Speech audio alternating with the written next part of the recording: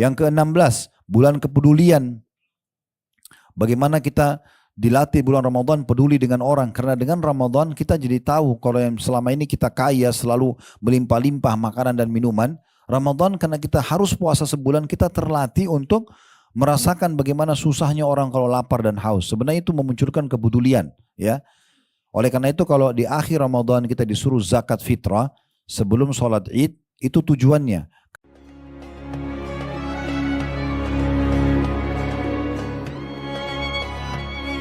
Assalamualaikum warahmatullahi wabarakatuh.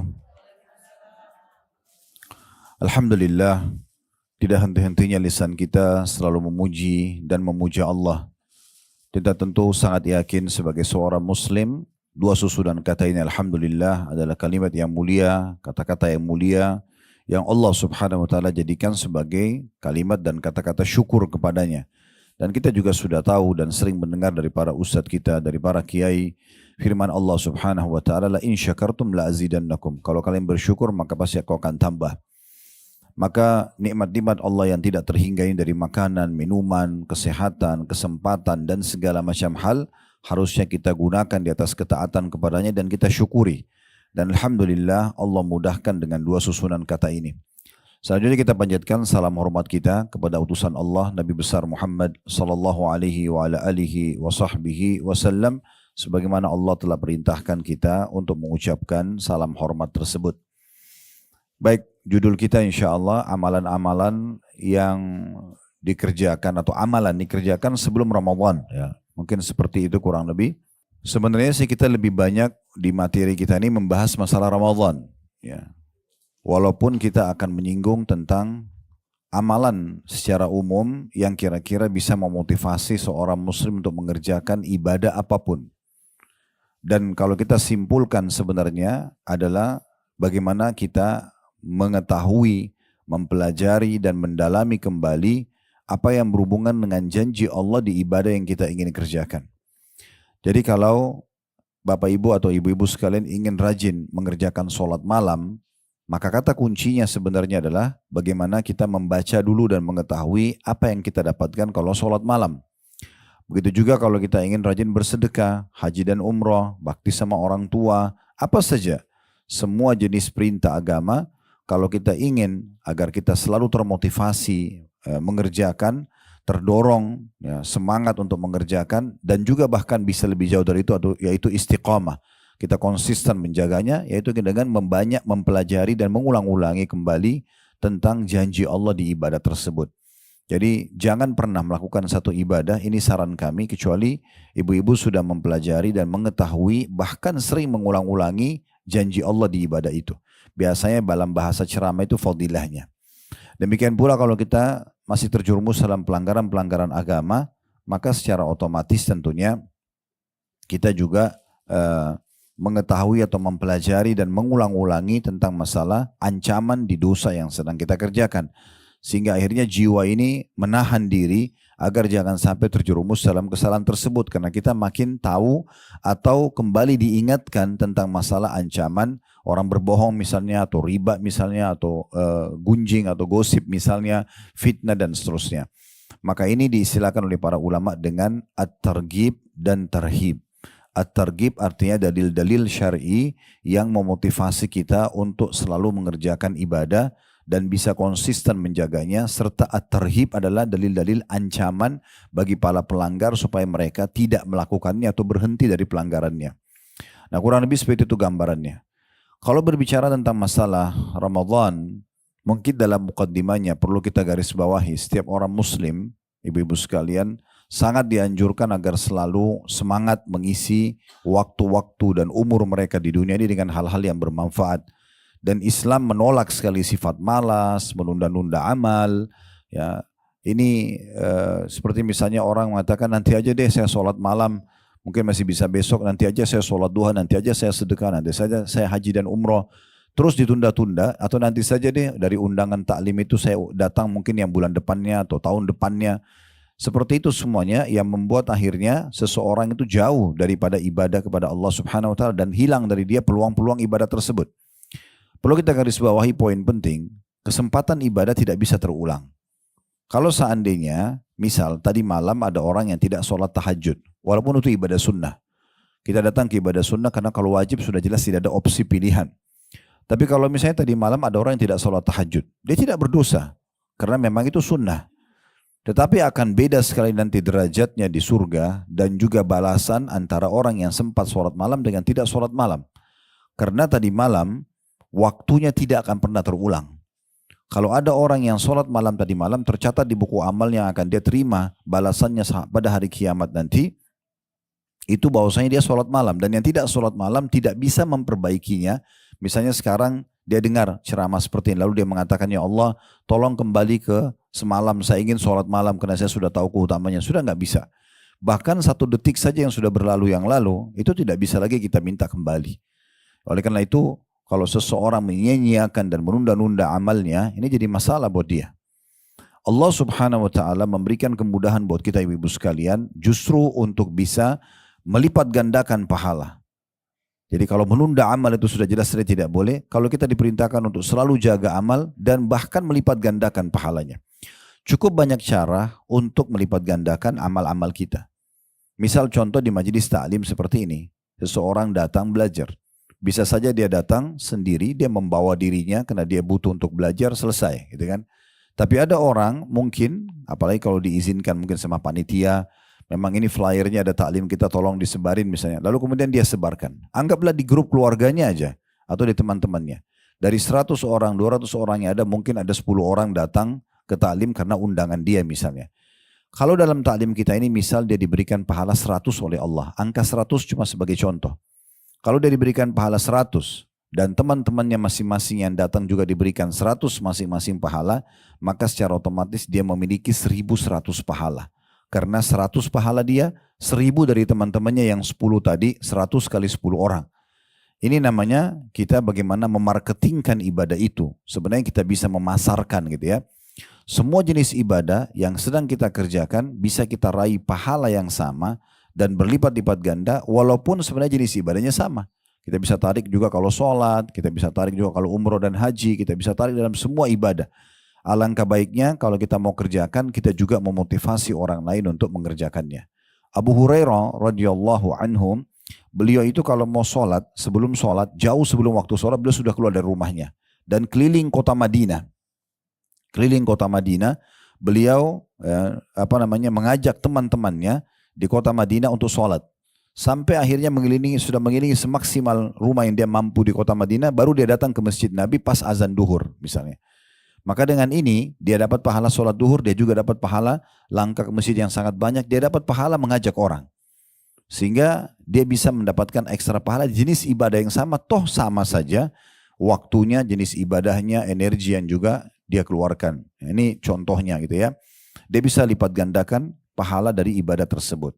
Yang kedua, kita bisa juga melipat gandakan pahala dengan mengemas ibadah itu. Jadi kita bagaimana mengemasnya sebaik mungkin. Akan beda pahalanya orang yang bangun sholat malam, ibu-ibu sekalian.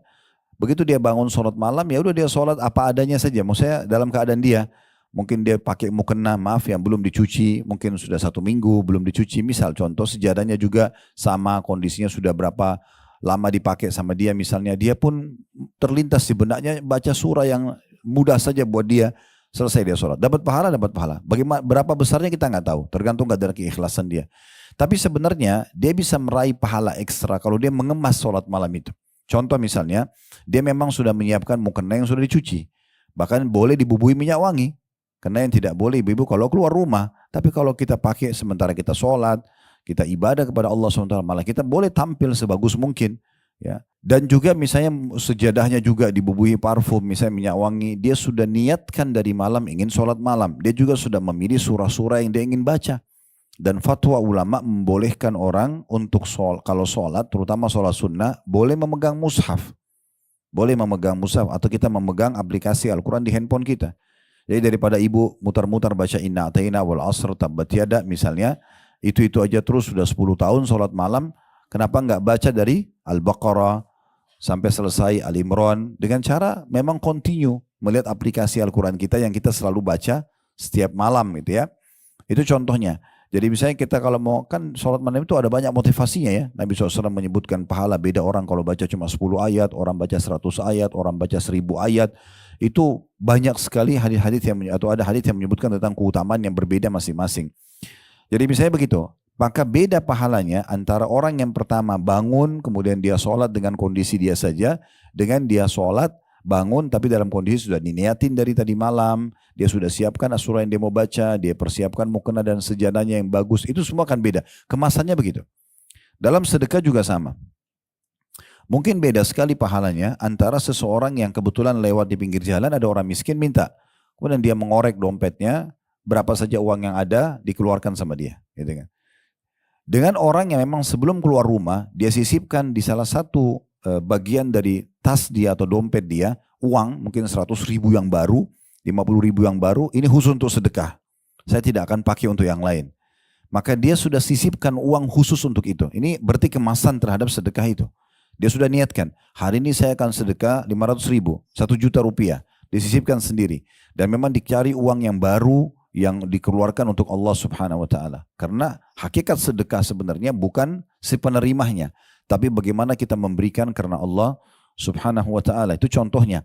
Maka kemasan uang ini yang dia kasih, apalagi kalau dia sudah kemas dengan tambahan-tambahan lagi ya. Misalnya daripada cuma uang, disisipin buku misalnya, dia beli 1 buku saku tentang sholat, tentang apa. Kayak sekarang mau Ramadan, tentang puasa misalnya.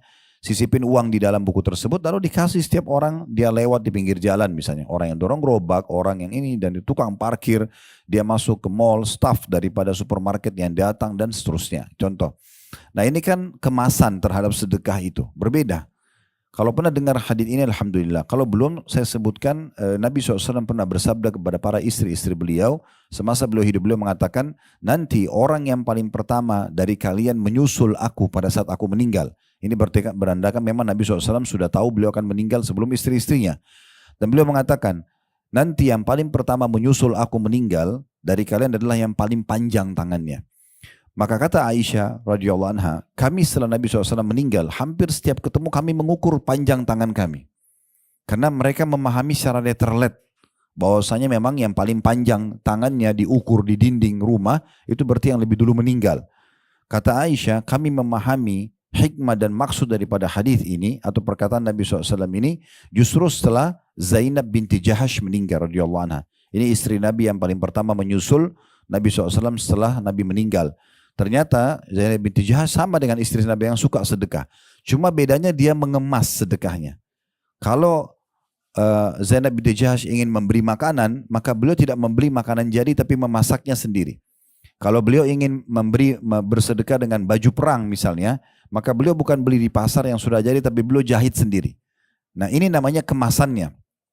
Dia mengemas sehingga akhirnya dia mendapatkan ekstra pahala. Nah gitu ya.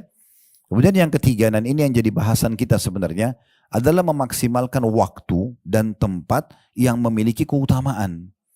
Ini juga sama, ini bisa kita mengekstrakan pahala kita. Nah kalau tempat tentunya tidak asing, wilayah Mekah, Masjidil Haram, dengan sholat 100.000 pahala kalau sholat sendiri. Kalau sholat berjamaah berarti dikali 25 kali lipat, berarti 2,5 juta pahala sholat di Masjid Haram dibandingkan tempat lain gitu kan. Begitu juga dengan Masjid Nabawi misalnya, karena di 1.000 dibandingkan tempat lain kalau sholat sendiri, kalau sholat berjamaah berarti 25.000 karena dikali 25 kali lipat. Masjid Aqsa 250, kalau sendiri kalau sholat berjamaah berarti kali 25 kali lipat. Itu semuanya berarti ada tempat yang lebih mulia. Bagaimana kita menjadikan sebagai sebuah target kita dan selalu niat dan berdoa kepada Allah agar Allah memudahkan kita sering mendatangi tempat-tempat ini untuk memperbanyak dan melipat gandakan pahala kita. Ya, walaupun hanya dengan niat, ya. Kita niat bertekad dengan baik. Ingat hadis Nabi SAW, manusia 4 golongan. Yang pertama yang paling mulia adalah orang yang Allah kasih ilmu dan harta. Dia punya ilmu dan harta lalu dihabiskan keduanya di jalan Allah. Maksudnya dia mengajarkan ilmu agamanya, dia sedekahkan hartanya. Jadi maksudnya dalam kebaikan, membangun masjid, rumah anak yatim, segala macam lah. Kemudian ada golongan kedua, kata Nabi SAW, justru orang ini diberikan hanya ilmu tapi nggak punya harta. Dia tahu teorinya, bangun masjid pahalanya ini, rumah anak yatim, sponsor anak yatim pahalanya ini dan seterusnya. Tapi dia nggak punya harta untuk dikeluarkan. Lalu kata Nabi SAW dengan jujur dalam hati dia berkata, orang yang kedua ini, ya Allah, kalau seandainya engkau memberikan aku seperti yang diberikan kepada yang ini, maksudnya si fulan, yang pertama tadi, yang punya ilmu dan harta, maka aku akan mengerjakan hal yang sama. Kata Nabi SAW, dengan niat yang tulus tadi, fahuma fi ajri sawa, maka dua-duanya sama pahalanya. Dua-duanya sama pahalanya. Ini penting sekali ya. Saya pernah duduk merenung di Masjidil Haram, waktu itu pas menjelang buka puasa, di bulan Ramadan, biasanya kena kami bimbing jemaah, dan saya biasa ajak jemaah, yuk sebelum buka puasa kita buka puasain orang di Masjid Haram, bawa apa yang kita bisa bawa gitu, bawa kurma, bawa apalah, bawa aja walaupun cuma beberapa kita mampu masuk, terus taruh, ikut buka puasain orang di situ ya. Tapi sekarang alhamdulillah kita sudah bisa connect sama yayasan-yayasan resmi di Mekah untuk bisa buka puasain orang. Biasanya menjelang puasa kami iklanin kalau ada yang mau partisipasi dalam masalah ini. Intinya sebenarnya waktu sementara menjelang azan maghrib, orang semua pada sibuk berdoa, ada yang sibuk menyiapkan buka puasa. Saya sempat merenung sejenak sambil melihat Masjidil Haram yang begitu banyaknya orang tawaf, begitu banyaknya orang sa'i, begitu banyaknya orang sholat, zikir, berdoa, macam-macam ibadah di situ. Berapa banyak pahalanya Raja Saudi ini. Karena dia yang membangun, dia punya kekuasaan, Allah kasih. Mungkin kalau kita jadi Raja Saudi kayaknya sudah mustahil gitu ya. Karena sudah sangat jauh. Allahu alam kalau Allah bukain, tapi itu sangat jauh. Karena memang kita bukan warga negara sana, bukan keturunan kerajaannya. Tapi apakah kita hanya tonton saja? Nonton lihat pahala yang miliaran ini didapatkan dengan satu orang sholat berjamaah, berarti sama dengan 2,5 juta tadi saya bilang. Kan 100.000 pahala kalau Masjid Haram. Kalau kali 25 kali lipat, karena berjamaah kan 2,5 juta. Kali sekian juta orang yang sholat, berapa miliar triliunan pahala dipanen oleh kerajaan Saudi. Ya, gitu. Itu belum tawafnya, belum doanya, belum macam-macam. Gitu kan. Dan itu 24 jam non-stop. Kalau kita di Indonesia mungkin masjidnya sholat 5 waktu, habis itu orang pulang. Di sana nggak ada begitu. Pokoknya kalau selesai sholat wajib pun orang banyak sholat sunnah, orang tetap tawaf, orang berdoa, ada yang itikaf, banyak sekali. Saya sempat merenung sejenak, saya pikir apakah ini cuma kita tonton? Saya tiba-tiba teringat hadis tadi. Yang kata Nabi SAW tadi itu kan, manusia 4 golongan, yang pertama orang yang dikasih harta dan ilmu. Ya mungkin mereka posisinya di situ. Karena mereka melimpah hartanya, mereka tidak mau, bahkan kerajaan Saudi tidak pernah taruh kotak amal di masjid. Coba cari, nggak akan ketemu. Kenapa? Karena mereka mau panen pahala sendiri itu. Nggak mau mereka. Kalau ibu datang ke Masjid Haram kasih penjaganya ini uang, ditolak sama dia. Dia nggak akan mau terima. Dikasih pribadi pun belum tentu. Saya tidak bicara bagian orang-orang Bangladesh yang biasa bersih-bersih masjid, mungkin mereka meminta. Kalau penjaganya orang Saudi pasti mereka nolak umumnya, gitu kan? Gak bakal mau dikasih duit mereka itu, karena mereka sudah dikasih uang, ada juga akadnya, mereka nggak boleh terima dan segala macam. Jadi memang luar biasa pahalanya. Jadi mereka punya ilmunya, tahu ini pahalanya besar, mereka juga punya hartanya. Sekarang kita nggak punya itu, tapi kita tahu teorinya. Lalu saya berpikir, kenapa kita nggak coba jalankan hadis ini? Kita tidak mengatakan, ya Allah kalau seandainya engkau memberikan aku seperti yang kau berikan para penguasa Saudi ini, aku akan mengerjakan yang sama. Tulus dalam hati. Berharap. Siapa tahu Allah bisa berikan kita triliunan pahala hanya dengan niat kita itu. Karena memang kita tidak punya kemampuannya kan gitu. Itu contohnya. Jadi jangan disia-siakan. Saya pernah bicara sama Dr. Yasir Dusari, salah satu imam Masjid Haram. Waktu itu kami undang beliau datang ke hotel bertemu dengan jemaah. Dan beliau datang, jazakallah khair, ketemu. Terus dia sempat ngobrol-ngobrol di kamar waktu itu sama saya, ngobrol sebentar. Salah satu yang beliau ngomongin, dia bilang, ya Khalid, yang paling mahal buat saya adalah saya dimudahkan oleh Allah untuk menjadi imam Masjid Haram ini. Bayangkan berapa banyak pahala yang saya bisa dapat pada saat saya imami mereka. Kalau saya bisa mempertaruhkan semua yang saya miliki di dunia ini hanya untuk jadi imam di sini, maka itu sudah cukup buat saya. Nah itu betul. Orang berpikir begitu. Nah bagaimana kita berpikir cerdas, memaksimalkan tempat-tempat ini untuk bisa meraih pahala. Nah begitu juga dengan yang sekarang kita ingin titikkan adalah memaksimalkan waktu. Nah waktu yang bisa dimaksimalkan ini, itu diantaranya bulan Ramadan. Ini salah satunya. Dan sudah sangat tepat sebenarnya, kalau kajian kita walaupun masih 1 bulan lagi Ramadan, justru memang harus punya persiapan jauh sebelumnya gitu ya. Harus punya persiapan, karena kalau kita malah mepet-mepet menjelang Ramadan, maka mungkin semangatnya juga akan beda dengan orang yang jauh sebelumnya sudah punya persiapan. Orang yang kalau mau buka satu perusahaan, yang orang tiba-tiba saja, hari ini invest yuk, ini perusahaannya, dengan orang yang sudah ditawarkan dari sebelum proyek itu ada, kemudian diinvestasikan, diatur dananya, segala macam, ya intinya ada RAB-nya, maka semua akan lebih mudah. Ya, seperti itu kurang lebih gambarannya. Nah, bulan-bulan Ramadan atau bulan Ramadan ini salah satu waktu yang sangat ya mahal, yang harusnya kita maksimalkan sebagai seorang muslim.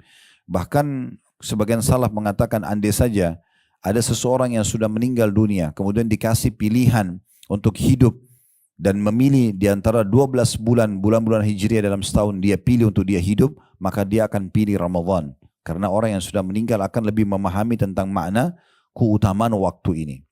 Nah, ini kurang lebih mukaddimah kita pembukaan untuk menjelaskan kenapa ada singgungan tentang amalan yang harus dikerjakan sebelum Ramadan.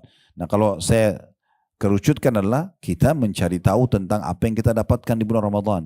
Sehingga kita lebih semangat lagi untuk memaksimalkan waktu yang sudah Allah tentukan ini. Dan Allah memang punya hak untuk bisa mengatur apa saja.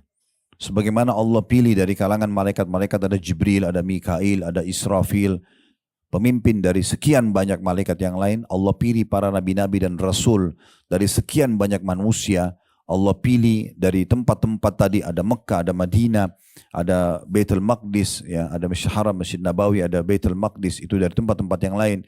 Allah memilih dari hari-hari, ada hari Jumat, kayak hari kita sekarang dibandingkan hari-hari yang lain. Ada bulan, yaitulah bulan Ramadan dibandingkan bulan-bulan yang lain gitu ya. Semua ini memang hak Allah Subhanahu wa taala. Allah memilih sesuai dengan keinginannya dan Allah kekalkan itu dalam Al-Qur'an. Memang Allah memilih dan Allah mengatur semuanya. Tinggal bagaimana kita memaksimalkan apa yang sudah Allah Subhanahu wa taala pilihkan buat kita tadi. Dan itu Allah Subhanahu wa taala sebutkan dalam surah Al-Qasas surah nomor 28 ayat 68. Surah nomor 28 ayat 68, wa rabbuka yakhluqu ma yasha'u wa yakhtar ma kana lahumul khiyaratu min ma kana lahumul khiyara subhanallahi wa ta'ala amma yusyrikun. Dan Tuhanmu menciptakan dan memilih apa yang Dia kehendaki bagi mereka, maksudnya manusia. Dan bagi manusia tidak ada pilihan. Maha suci Allah dan maha tinggi. Dia maha suci Allah dan maha tinggi ya dari apa yang mereka persekutukan, gitu ya. Nah, Ramadan ini ibu-ibu sekalian ibarat bulan pelatihan. Dan kita akan sebutkan belasan daripada manfaat seseorang memaksimalkan Ramadan. Ya, itu yang sebenarnya satu poin saya sudah cukup untuk kita termotivasi mengejar dan berusaha berdoa kepada Allah SWT agar dipanjangkan umur sampai di Ramadan. Gitu ya. Apalagi kalau sampai belasan yang bisa kita sebutkan. Jadi Ramadan itu ya, memang dia banyak sekali yang akan diberikan manfaat-manfaat, diantaranya sebenarnya seperti ibaratnya kalau perusahaan itu, saya yakin kalau di sini ibu-ibu yang punya perusahaan tidak asing, semua staf kita walaupun dia cum laude di kampusnya, tamatan terbaik misalnya bagian akunting, manajemen atau apa saja, itu biasanya setelah 6 bulan, 1 tahun bergabung di perusahaan, 2 tahun pasti ada upgradingnya. Dia harus ikut pelatihan-pelatihan lagi untuk meningkatkan skillnya. Gitu kan? Jadi tidak cukup teori yang dipelajari di kelas gitu ya, di kampus dulu. Tetap pengalaman lapangan itu akan membuat butuh upgrading. Nah, kita sekarang makanya biasa perusahaan punya pelatihan-pelatihan. Nah, dikirimlah stafnya untuk pelatihan, ada dalam negeri ada luar negeri. Tujuannya agar dia bisa mendatangkan hal yang lebih baik buat perusahaan. Nah, seperti itulah. Nah, bulan Ramadan diibaratkan seperti itu. Dia kayak bulan pelatihan. Ya, bagaimana kita sebenarnya setiap tahun mengupgrade diri kita ya dan meningkatkan hal-hal yang baik terutama dalam ibadah kepada Allah Subhanahu wa taala. Jadi Ramadan itu untuk bekal kita 11 bulan ke depan. Ramadan akan datang lebih tinggi lagi. 11 bulan ke depan sampai kita bertemu dengan Allah Subhanahu wa taala dalam kondisi lebih sempurna dari sisi iman dan juga amal saleh. Nah, seperti itulah. Nah, bulan Ramadan ini memiliki banyak sekali poin-poin dari saya bilang belasan, coba kita singgung ya, yang harusnya memang salah satunya saja sudah bisa menjadi motivasi besar kita untuk mengejar dan terus berdoa kepada Allah SWT agar bisa sampai di bulan Ramadan. Dan nanti kalau tiba Ramadan pun kita masih hidup dengan izin Allah SWT, jangan disia-siakan. Karena ini bulan sangat luar biasa, terkhususkan gitu ya. Banyak khususia atau khasnya yang tidak ada di bulan-bulan lain. Yang pertama, bulan Ramadan adalah bulan turunnya Al-Quran. Yang dimaksud dengan bulan turunnya Al-Quran, Bukan hanya sekedar kita kenang, oh Al-Quran turun pernah pertama di bulan Ramadan. Karena Al-Quran itu turun bertahap semua ayat-ayat dan surahnya selama 23 tahun, Ibu-ibu sekalian. 13 tahun di Mekah, dikenal surah-surah yang turun di sana dengan surah-surah Makkiyah atau yang turun di Mekah, dan 10 tahun fase Madinah itu juga turun dikenal dengan surah-surah Madaniyah. Salah satu perbedaan dasar antara surah-surah Makkiyah dan Madaniyah adalah kalau Makkiyah itu belum banyak bicara masalah hukum. Lebih banyak bicara tentang masalah umat-umat sebelum kita, tentang surga dan neraka gitu ya. Teguran-teguran Allah SWT kepada orang-orang kafir Quraisy, itu isinya. Nanti fase Madinah, ayat surah-surah Madinah itu kebanyakan hukum-hukum. Makanya perintah Ramadan itu terjadi di tahun 2 Hijriah. Itu juga dengan jihad, begitu juga dengan zakat. Banyak sekali. Yang di Mekah itu diperintahkan lebih kepada sholat saja. Itu pun terjadi di tahun ke-11 dari masa kenabian setelah kejadian Isra dan Mi'raj gitu ya. Sebelumnya itu adalah peringatan-peringatan lebih kepada umat-umat sebelum kita yang telah Allah binasakan karena mereka syirik kepada Allah Subhanahu wa taala, dan seperti itu. Jadi Al-Quran sebagaimana Allah sebutkan turun di bulan Ramadan dalam surah Al-Baqarah, surah nomor 2 ayat 185. Syahrul Ramadan alladhi unzila fihi al-Qur'anu hudan linnasi ubayyinatin minal huda wal furqan. Al-ayah. Bulan Ramadan adalah bulan yang di dalamnya diturunkan Al-Quran sebagai petunjuk bagi manusia dan penjelasan mengenai petunjuk itu dan pembeda antara yang benar dan yang batil. Maksudnya, begitu tiba Ramadan nanti, ibu harusnya menjadikan momentum yang paling tepat untuk lebih mengenal Al-Quran. Lebih baik bacaannya, lebih baik tadabburnya, lebih bertambah hafalannya, lebih banyak mengaplikasikan isi Al-Quran. Sebagaimana yang kita paparkan tentang hak Al-Quran ada 4 gitu ya. Dikatakan bahwasanya Nabi SAW menjadikan Ramadan sebagai momentum lebih dekat dengan Al-Quran. Padahal beliau sendiri turun padanya Al-Quran. Di dalam hadis yang sahih diriwayatkan oleh Tirmidzi, kata Nabi atau dikatakan oleh Ibnu Abbas radhiyallahu anhu, karena Rasulullah sallallahu alaihi wasallam ajwadan nasi wa kana ajwadu ma yakunu fi Ramadan. Hina yalqahu Jibril wa kana yalqahu fi kulli lailatin min Ramadan fayudarisuhu al-Qur'an. Fala Rasulullah sallallahu alaihi wasallam ajwadu bil khairi min rihil mursala. Rasulullah SAW adalah manusia yang paling dermawan, terutama di bulan Ramadan. Jadi selain Ramadan sudah dermawan, Ramadan lebih termotivasi lagi karena besarnya keutamaannya. Kemudian dikatakan dan pada bulan Ramadan ya, Jibril datang menemui Nabi SAW pada setiap malam dari bulan Ramadan, dan Jibril mengajarkan Al-Quran kepada Rasulullah SAW. Dan ketahuilah Rasulullah SAW orang yang paling dermawan, bahkan lebih cepat daripada angin yang berhembus. Tapi saksi bahasan kita, Nabi SAW sendiri memaksimalkan Ramadan dengan Al-Quran. Sebagian ulama salaf, ibu-ibu sekalian, kalau tiba Ramadan, mereka ada yang menutup majelisnya. Majelis ini ditutup khusus untuk Al-Quran. Ada sebagian pedagang memberhentikan perdagangannya untuk Al-Quran. Sampai seperti itu mereka melakukan, karena mereka tahu ini bulan bagaimana mereka justru mendalami Al-Quran. Ada 4 hak Al-Quran yang harus kita perhatikan baik-baik, dan usahakan Ramadan nanti ini kita lebih bisa meningkatkan itu. Ya, yang pertama membacanya. Caranya membaca harus berurut dari 114 surah itu, dari Al-Fatihah surah nomor 1, Al-Baqarah surah nomor 2, Al-Imran 3, An-Nisa 4, gitu kan? Al-Maidah 5, Al-An'am 6, terus begitu. Berlanjut Al-Anfal, At-Taubah, Yunus, Hud, dan seterusnya sampai surah An-Nas. Ibu ngerti nggak ngerti artinya nggak masalah. Yang penting mengkhatamnya, membaca, ya. Dan ini tentu besar sekali pahalanya. Ya, di antaranya Nabi SAW menjadikan orang yang suka membaca Al-Quran akan menjadi penolong buat pembacanya di hari kiamat. Ya, diberikan syafaat. Sebagaimana hadis yang sahih, kata Nabi SAW, Iqra'ul Qur'ana fa innahu ya'ti yawmal qiyamati syafi'an li ashabi. Selalu baca Al-Quran, karena dia akan menjadi atau datang pada hari kiamat sebagai pemberi syafaat kepada pembacanya. Syafaat ini penting ya, kadang-kadang mungkin kalau kita mau perbesar supaya mudah difahami, masalah ini kalau seandainya ibu ditimbang amalnya hari kiamat, anggaplah misal, mudah-mudahan tidak ada di sini, tapi kalau ada orang misalnya amal solehnya 1000, dosanya misalnya 1001, contoh, maka dia harus masuk neraka bersin dulu 1 dosanya tadi. Dan kita tidak tahu berapa hari disiksa. Syafaat itu fungsinya untuk membersihkan sebagian dosa sehingga lebih sedikit dari pahalanya nanti. Jadi 1001 kalau Allah jadikan ada penolong, ada yang memberikan syafaat, mungkin keluarganya, mungkin di sini antaranya Al-Quran memberikan syafaat, misal dimaafkan 100 dosanya, maka otomatis dosanya akan lebih sedikit daripada amal solehnya dan membuat dia masuk ke dalam surga. Dan itu luar biasa. Allah mengatakan, "Faman zuhziya 'anil nari fa udkhilal jannah faqad faz." Siapa yang pada hari kiamat berhasil diselamatkan dari neraka dan masuk ke dalam surga, sungguh dia sudah beruntung. Karena ini keselamatan yang luar biasa gitu. Dan orang yang membaca Al-Quran, yang suka membaca, Nabi SAW berikan perumpamaan, ya, itu seperti buah utrujja. Nanti akan kita jelaskan seperti apa, tapi saya jelaskan dulu bacakan dulu dalilnya.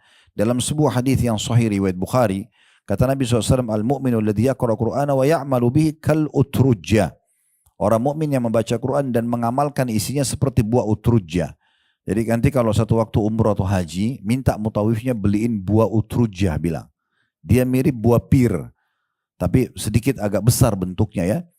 Itu baunya wangi dan rasanya manis. Ya.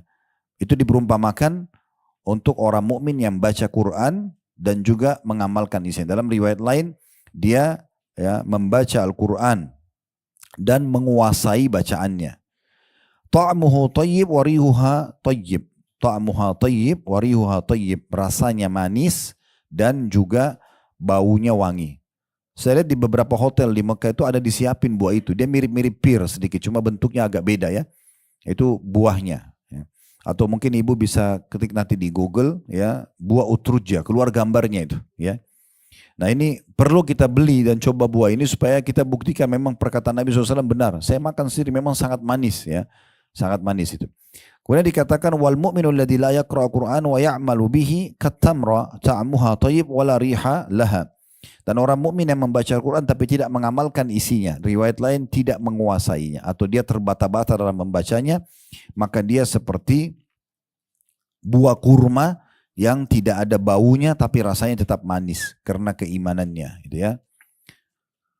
Dan orang-orang dalam riwayat lain dikatakan orang-orang yang baca Quran dan akhirnya karena rutinnya baca sehingga mahir membacanya, benar bacaannya, itu kedudukannya sama dengan malaikat. Kata Nabi SAW di dalam hadis yang sahih diriwayatkan Muslim, "Al-mahiru bil Qur'ani ma'as safaratil kiramil bararah." Orang-orang yang lancar membaca Al-Quran akan bersama dengan para malaikat yang mulia, ya, dan senantiasa taat kepada Allah. Walladhi yaqra Qur'ana wa yatata'ta'u fihi wa huwa 'alaihi syaqun lahu ajran. Dan orang mukmin yang baca Quran walaupun dia terbata-bata tapi tetap dia berusaha membacanya, maka akan diberikan 2 pahala. Belum lagi hadis yang sudah kita tahu, masyhur sekali hadis riwayat Tirmidzi, "Man qara harfan min kitabillah falahu bihi hasanah." Siapa yang baca 1 huruf Al-Quran akan dicatatkan 1 pahala baginya. Wal hasanatu bi asyri amthaliha. Dan 1 pahala itu dilipat gandakan 10 kali lipat. Wala aqulu alif lam mim harf. Kata Nabi SAW, saya tidak katakan alif lam mim 1 huruf, tapi alifun harfun, lamun harf, wa mim harf. Alif 1 huruf, mim 1 huruf, dan lam 1 huruf. Jadi kalau kita baca alif lam mim, berarti 30 pahalanya. Karena alifnya 10, lamnya 10, mimnya 10. Gitu kan? Ini sering kami kasih contoh di pengajian-pengajian. Kalau baca surah Al-Fatihah ayat 2-nya saja. Kalau ayat pertama Bismillahirrahmanirrahim. Ayat 2 Alhamdulillahirrabbilalamin. Alhamdulillahirrabbilalamin. Alif, alhamdu, alif, lam, ha, mim, dal. Itu 5 huruf, 50 pahala. Alhamdulillah, kalau ada tasydid di atas itu berarti double huruf. Dalam bahasa Arab begitu, kalau dia banyak hurufnya digabung jadi pakai tasydid di atas. Jadi lillah itu lam, lam, ha biasanya kan. Itu 2 lam, harusnya 3 lam dia. Karena 3 lam ini terlalu banyak, digabung jadi 1, jadi lam yang kedua pakai tasydid. Jadi lam, lam, lam, 3 dengan ha berarti 4, 40 pahala. Alhamdulillah saja itu sudah 90 pahala. Alhamdulillah 50, lillah itu 40. Rabbi sama, ada tasydidnya. Akar katanya ini hurufnya itu rababah, 2 baknya. Tapi karena agak berat kalau itu digabungin jadi 1, jadi Rob ya. Rabbil alamin. Rob berarti 3 huruf ya. Berarti tadi 90 tambah 3 sudah 120.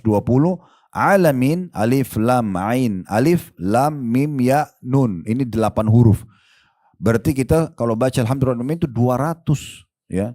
Pahala, itu baru alhamdulillah rabbil alamin, belum yang lainnya. Maka jangan disia-siakan. Ini kami selalu sarankan, ibu lagi di mobil, ulangin aja surah yang dihafal, nggak masalah. Kata Nabi SAW, siapa yang membaca Al-Ikhlas 10 kali dalam sehari, dibangun baginya atau untuknya istana di surga. Susahnya apa ini baca Al-Ikhlas gitu kan? Daripada melongo-longo cuma lihat helm orang, mobil orang, mereknya apa. Lebih baik baca kan gitu. Ulang-ulangin atau misalnya baca Al-Quran di aplikasi handphone kita gitu kan. Kadang-kadang kita lebih lama melihat aplikasi WA dan yang lainnya dibandingkan kita lihat Al-Quran. Padahal sebenarnya setiap hurufnya luar biasa pahalanya. Ya, besar sekali pahalanya. Yang kedua mentadabburi. Tadabbur artinya merenungi maknanya. Memahami sebab turunnya, baca tafsirnya gitu ya. Itu tadabbur namanya. Allah berfirman dalam surah Muhammad, surah nomor 47 ayat 24. Surah nomor 47 ayat 24, surah Muhammad, afala yatadabbaruna al-Qur'ana am ala qulubin akfaluha. Maka tidakkah mereka menghayati Al-Quran atau hati mereka sudah terkunci. Ya. Yang dimaksud dengan tadabbur, ibu-ibu sekalian, dalam memahami teksnya, ya, terjemahan dari ayat tadi. Kalau kita karena bukan orang Arab, kita butuh terjemahannya. Kemudian kita merenungi maknanya, kita mempelajari hukum-hukumnya, sebab turunnya, ya itu dipelajari. Nah kalau ini metodenya tidak harus berurut. Kita bisa memilih surah yang paling tanda kutip menggelitik buat kita. Contoh ibu-ibu mau pelajari tentang wanita, ada surah An-Nisa, ada disebutkan juga namanya Maryam, surah Maryam. Tentang keluarga ada Al-Imran, keluarganya Imran, Imran ayahnya Maryam alaihissalatu wassalam. Mau belajar tentang nabi-nabi, ada surah Hud, Yunus, Yusuf, ya. Ibrahim, kan itu ada Muhammad alaihissalam, ada surah-surah. Ada kemudian kalau mau nama-nama hewan ada Al-Fil, gajah, ada Al-Ankabut, laba-laba, ada An-Naml, semut, ada An-Nahl, lebah. Kenapa Allah namakan? Nanti kita akan mendapatkan ilmu dari situ, ya. Usahakan kalau bisa perharinya minimal 10 ayat ditadabburi.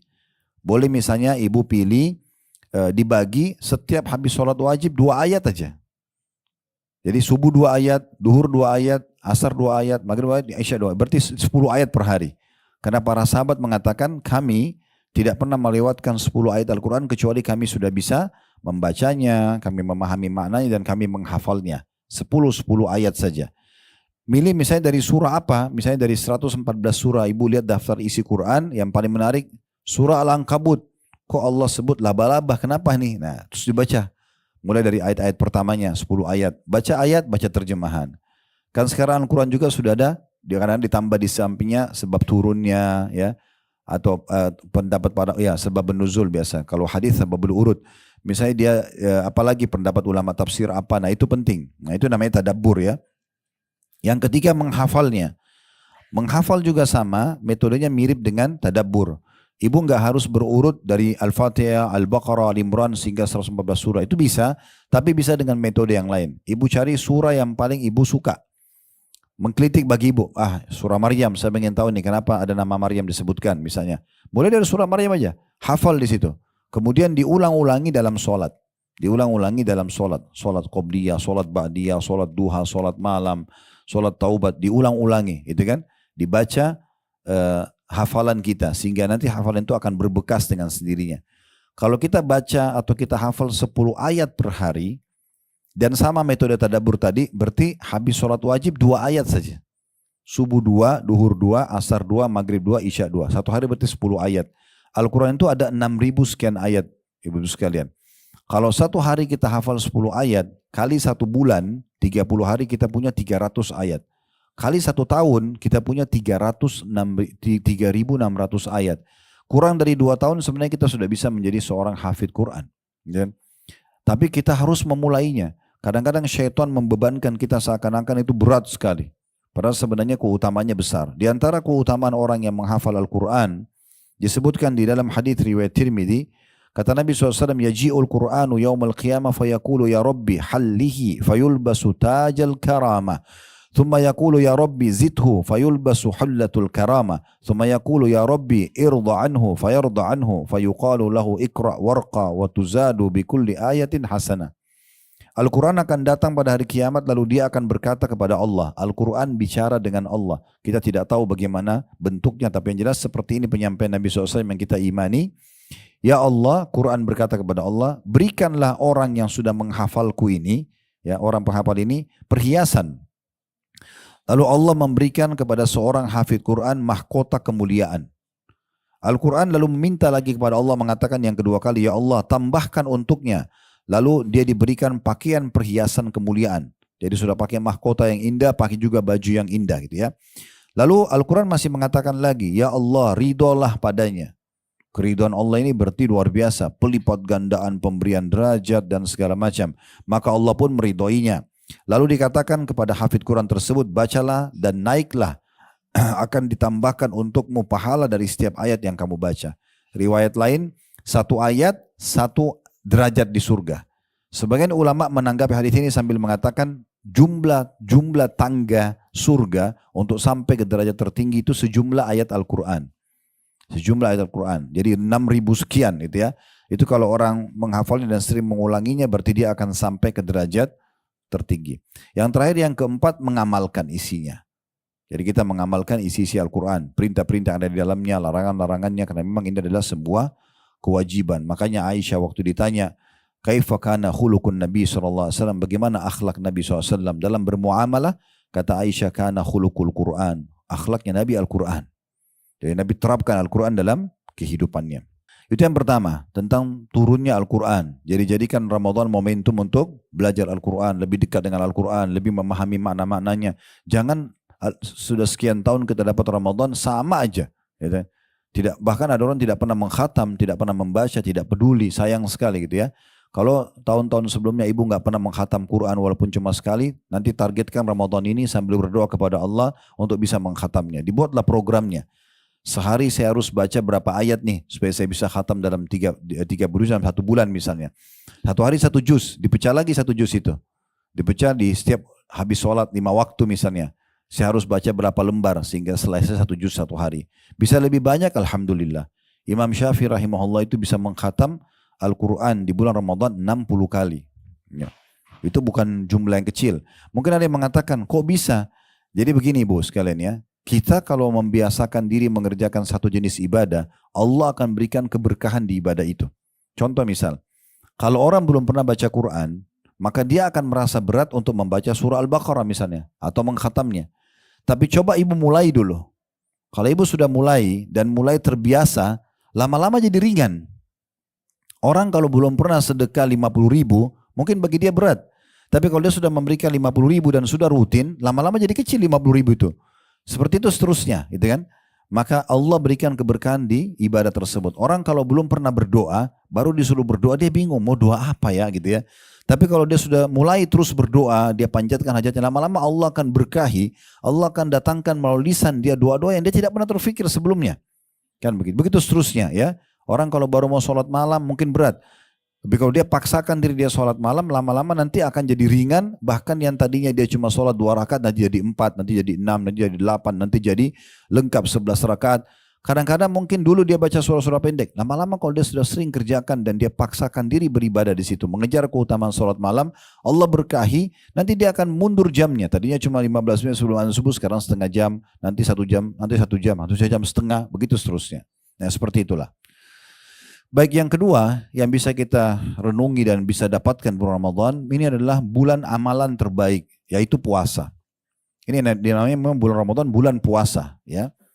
Dan puasa ini adalah ibadah yang paling besar pahalanya. Tidak ada satupun ibadah yang bisa menyaingi pahala puasa. Ini pahala yang paling besar. Disebutkan dalam hadis Nabi SAW, kullu amal ibn Adam yudha'af al-hasanatu 10 amthaliha ila 700 di'fin. Semua amal ibadah anak Adam itu akan diberikan kelipat gandahan pahala 10 kali lipat. Bahkan bisa sampai 700 kali lipat.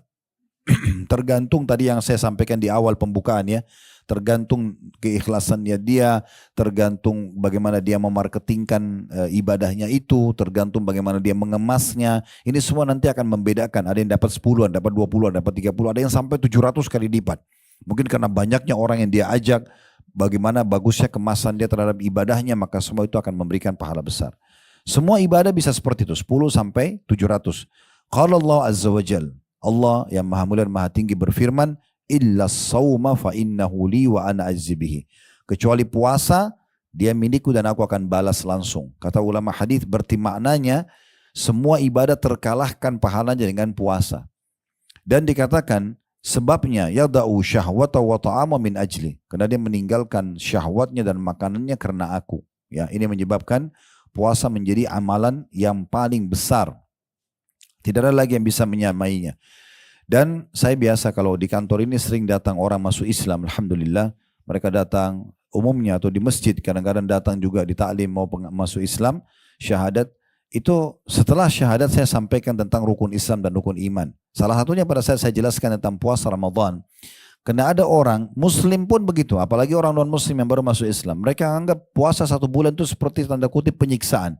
Ya, berat banget 1 bulan puasa. Padahal sebenarnya kalau kita renungi baik-baik, dari sisi kesehatannya, setelah 11 bulan kita menggunakan tubuh kita ini, ya giginya mengunyah, ya tenggorokannya menelan, ya ususnya mengelola dan segala macam ini ya. Dan begitu luar biasanya perawatan yang dibutuhkan, maintenance dalam tubuh ini luar biasa karena masuk pedas, masuk panas, masuk dingin, masuk segala macam. Maka cara yang terbaik, sekarang penelitian medis di masa kita pun membuktikan itu adalah puasa. Itu yang paling baik. Justru makin sering puasa makin bagus. Sekarang terapi terakhir penelitian medis itu untuk menghilangkan tumor dan kanker itu puasa 72 atau 78 jam. Cuma minum air saja. Ternyata itu membuat si tumor itu tidak punya makanan masuk, maka bisa membuat dia redam. Itu coba dibaca penelitian terakhirnya ada itu. Jadi ternyata puasa itu luar biasa. Sebagian dokter-dokter barat non-muslim mengatakan kalau mau cari komunitas manusia yang paling sehat itu adalah umat Islam. Mereka bilang begitu. Karena mereka punya program puasa seminggu 2 kali. Ada Senin Kamis. Ada setiap bulan ada Ayyamul Bid 3 bulan. Yaitu yang sunnah-sunnah ya. Dan setahun sekali puasa Ramadan. Kan itu. Makanya tidak ada orang meninggal karena puasa. Kan itu. Semuanya sehat-sehat saja.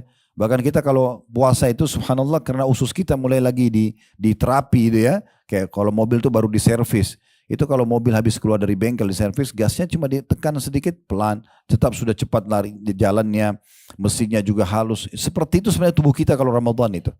Sampai Nabi SAW mengingatkan kita supaya jangan jadikan justru buka puasa dan sahur itu ajang balas dendam gitu ya.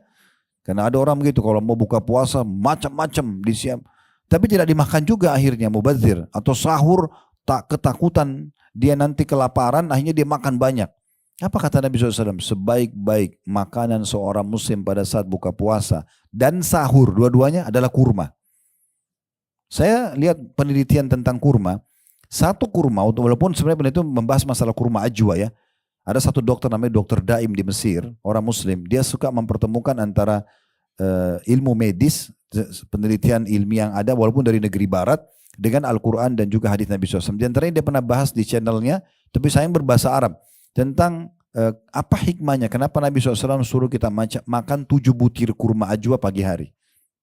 Dan Nabi mengatakan, siapa yang memakan 7 butir kurma ajwa Madinah di pagi hari, dia akan selamat dari semua jenis racun dan sihir.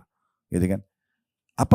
Kenapa 7 butir kurma bisa sampai luar biasa dahsyatnya, menyelamatkan semua jenis racun dan juga sihir. Waktu corona kemarin, saya buat satu kajian, itu judulnya Corona dan Solusinya. Di antaranya mengkonsumsi kurma. Ternyata penelitiannya itu dari orang-orang non-muslim yang mengadakan penelitian. Mereka adakan penelitian buah-buahan pada saat tiba di kurma. Mereka menemukan ternyata 1 butir kurma itu bisa memenuhi 7% dari nutrisi tersehat yang dibutuhkan oleh tubuh kita. Jadi kalau makan 7 berarti sudah 49% kebutuhan hari itu sudah terpenuhi. Sisa kita isi 51%. Sedikit lagi makan sudah cukup gitu kan. Nah seperti itulah. Nabi SAW mengingatkan supaya justru terapinya maksimal di Ramadan, sebaik-baik makanan sahur dan buka puasa muslim adalah kurma. Boleh makan tentunya, tapi jangan ya berlebihan. Justru ini kesempatan kita terapi diri kita dengan kesehatan-kesehatan tersebut. Nah itu sebenarnya tujuannya dari masalah puasa gitu ya.